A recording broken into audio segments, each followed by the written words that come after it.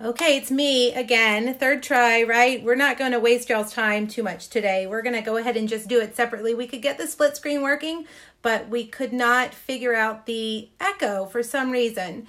So thanks for joining us today. If you're watching in the replay, just know that we tortured a few ladies by making them listen to us several times trying to figure out the echo. But we couldn't get it figured out for some reason. So we're just going to do two separate lives. I'm going to do mine first, and then I will end mine, and then Rhonda will do a separate live, okay? Hopefully everybody will jump on with us. I'll give it just a couple minutes. If you guys look behind me, I have quite the messy studio. I have been doing Valentine's projects today. It's very hard doing Valentine projects when you still have Christmas cards on the wall. And there's Rhonda's little flower arrangement she sent me. He's not looking so hot. All right, I see you guys on here. I'm going to switch you. I'm going to have to kind of switch you around like this for a second. Now, we're not going to do our projects from beginning to start. Rhonda and I both have some 3D projects that we felt like were better shown. It would be easier to understand if we showed you how to make them. So we're just going to kind of show you the construction of our projects. My class was the First Frost class to go. And I was so excited. We went round and round about what we wanted to do for this class. And I really just was kind of feeling, into the season, kind of, and then Rhonda suggested the First Frost class, and I was very, very excited to do it. It was not Christmas. It was not specifically fall, and it just really got my creative juices flowing. So I went back through all of my Facebook Lives for 2018 and found my favorite projects and recreated them with the First Frost products. So these are the three I'm going to show you how to make, but I did want to take a second just to talk to you a little bit about the cards. This, I think, is actually my favorite project of all of them. These colors are so beautiful. Lots of layers here. But you can see you have to stamp your images. And for this guy, if you can see, you want to stamp, actually, you can use your Stampin' Write markers, or you can take your stamp and stamp part of the flower just on the edge of the Blackberry Bliss, and then turn it and stamp the stem part over on the other color that you need. Or you can use Stampin' Write markers. But stamp before you cut, obviously, and use a really good adhesive here when you put down this ribbon. I believe I used Fast Fuse because I still have quite a bit of it left. And then you can put on, I put lots of dimensionals there on top of that, hoping that everything would stay. Cheryl, you're already done. You're quick. All right, this is a simple fancy fold card. And as you can see, the belly band just slides right off. This is my favorite paper of the whole pack. I don't know about you guys, but I almost had a hard time cutting it. It's so, so beautiful. So it just opens like a little gate, and I just stamped some of the foliage in there. You can see here you do have to use your Stampin' Write marker for this because there's green in between the Blackberry Bliss. But very pretty. Wouldn't that make a beautiful wedding card? And when you fold over your belly band, just make sure you don't adhere it to the card. Just adhere it to itself so that it'll slide. Okay, so let me show you how to make these. This little box, this thing slides off like that, and it's a simple box design, a bottom and a lid, and you could put all kinds of things in here. You could put home-baked goods, you could put some fun Post-it notes or whatever. But it's just a square box, and I'm going to show you a trick to getting that lid to fit perfectly. Let me get my pieces over here. They're stuck in the tray. All right, so your box bottom, you're just going to score, if it's not scored already for you, at 2 inches on all 4 sides. Then get your scissors and cut up all the way on 2 sides. It doesn't matter which sides you do. Just make sure it's on opposite sides, okay? Then I want to tell you guys that I have been a lazy stamper for a long time and not used my bone folder because I never know where it is. I never have it. But since I have been making an attempt to really use my bone folder, I'm realizing what a nice job it does on getting these lines crisper than if I just did it with my hands. All right, so you have it like this. Now, I don't know if I told you to do this in the directions or not, but you can go ahead and you can fold these in and adhere them like that. But I don't know about you guys. Sometimes I have a little, just like a tiny 1/16 of an inch that's hanging over. So if you will cut your corners just at an angle like that, it's going to help you, and it also reduces the bulk of all that cardstock. So let me lay it down flat so you can see it like that. And like I said, I'm still using up, I'm not joking when I say hundreds of Fast Fuse refills that I bought when they clearanced them out. So put your adhesive on there. If you don't have Fast Fuse, I recommend tear and tape. And then fold these in. All right. This is your basic box design, very basic. You could change the sizes and make all kinds of boxes. Now, for the lid, this is where you want to do something a little bit different. And I think Rhonda and I did our kits the same.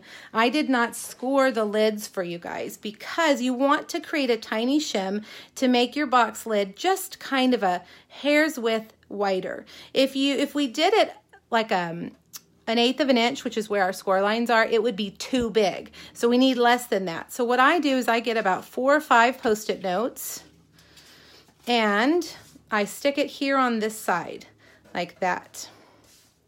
That's going to create, and you probably can't even see it, but it's creating this tiny little, just literally a hair's width difference when you score. And so now I'm going to just do, oops, I did 3/4. It's actually an inch. Ignore that first score mark. So do an inch, turning it each time, leaving your shim there all the way around.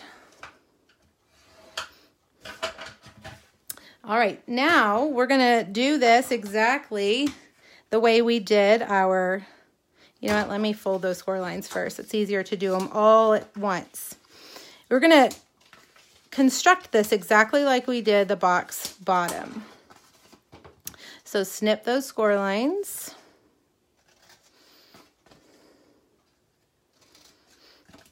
And then you can cut those corners again, corner to corner on those squares.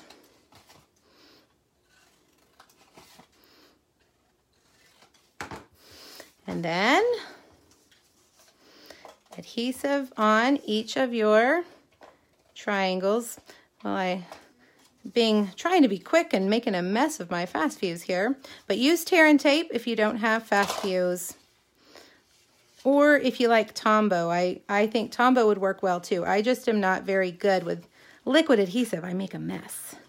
All right, so there we go. And then that should fit on there a little bit. See how I had to kind of push that in a little bit? That first time to get it situated in there. And it fits perfectly. So you can do that with all your boxes. If you needed to make a box for something, just use a shim on the lid and it'll create a little bit extra room and make that not so tight of a fit.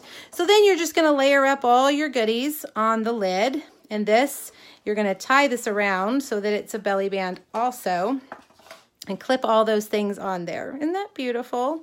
I just love it. All right, the next one is probably my favorite project. It's kind of worse for the wear. It's been traveling around with me in my project box, but this is probably my favorite one I did all season or all year on my Facebook Lives. And it's really easy. I think it actually looks kind of fancy, but like it's complicated, but it really isn't. So you've got your Blackberry Bliss and you've scored it. So burnish all your lines.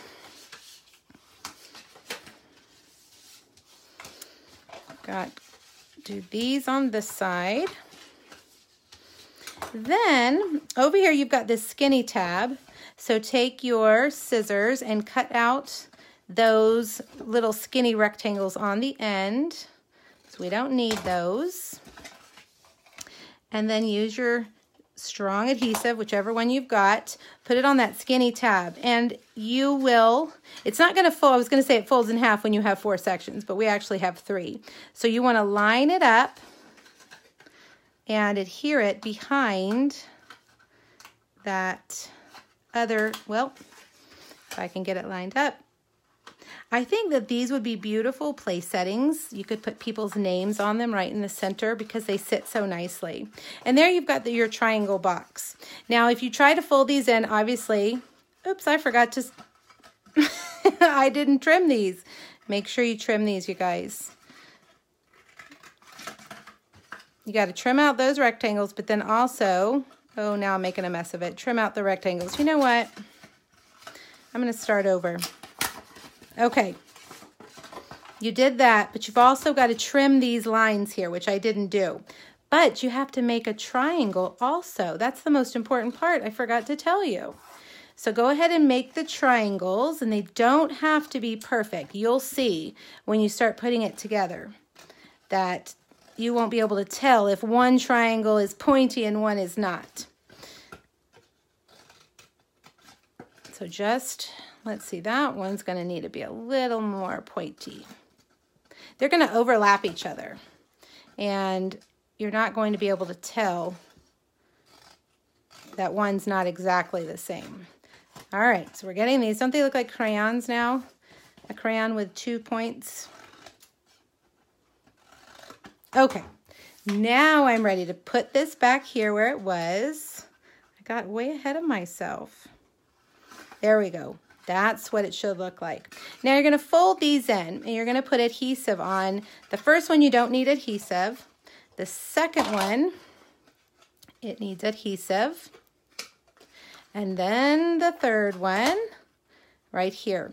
Now, if you see right here, some of my triangles aren't flush with that edge. So just take your scissors and trim them off so that they are. And now look, they all look perfect. So then you'd put your treats in. And I am going to just put a little bit of adhesive on this side, so hopefully they won't have to tear into it too much. Look, and those were actually perfect. I don't need to trim those at all. And that's your triangle box. So you could make this shorter. You could make little tiny triangle boxes. You could make it the length of your cardstock and just keep all those measurements the same, 2, 4, and 6. Just lengthen the cardstock, and you could have a triangle box in any size.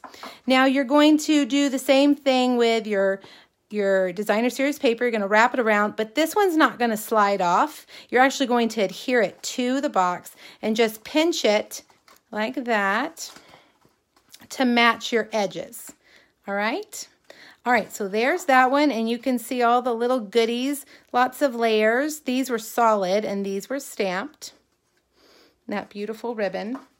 All right, one more, and this is a nugget box. I always am wanting to make nugget boxes. Here are the Hershey Nuggets that I wrapped the DSP around, and you can see it's kind of like a drawer that these slide in, and I use the ribbon around there to get it to go up and down to as the pulley. All right, so let's make the box bottom. First, again, burnish all your score lines. Hopefully I scored this one right. I'm kind of eyeballing it and I'm thinking, that one looks a little bit wrong. I did them right before we went on. All right, you'll recognize we're doing the exact same thing that we did in that first project. Cutting and then cut the corners. Once you start making boxes and you get kind of an idea for how a box goes together, you can just really make boxes in all different sizes the same way. Now this box isn't going to have a lid. It's going to be the drawer that goes inside the other box. All right. Fold them in like that. I love Blackberry Bliss so much too, Rhonda. It's my favorite. And my ink pad is messed up. I need to order a new one. I can't stand to live without it. All right, so here's the part that the drawer is going to slide into, and it's very simple. Just fold these score lines. And then you can see this one here on the end is skinnier than the other two. So you're going to put adhesive on that one and fold this one over like that to make kind of like a tube. And then this will slide in with your ribbon like that. See, isn't that perfect? Awesome. So that's it. And then you're just going to decorate. You're going to put some DSP on there. Oh, I was going to show you too. Let me grab it. When you want to flick ink on your paper, see how I did that? We'll just do it on here. I have a new desktop I don't want to mess up. So let me put this down. Move everything out. You can take either your Stampin' Write markers or your blends, and just with your lid, see how you flick that ink? And it makes, you can see I'm doodling here on this paper, but you can see the inks on there. Isn't that cool? I love flicking ink onto my projects. Okay, so that's my class. Those are the 5 projects from the Frosted Florals Designer Series paper, stamps, and framelits. I hope you guys like them. Let me know if you have any questions. And like I told you guys in the beginning, Rhonda and I, for some reason, were having a ton of feedback and couldn't do our live together. We were so excited about doing it together, but for some reason, there was a feedback issue. And I'm going to research it, Rhonda. We're going to figure it out. So I'm going to end my video, and she's going to start a new one for her class, okay? All right, you guys, Happy New Year. Thanks so much for ordering our classes and for joining us today. Talk to you later. Bye-bye.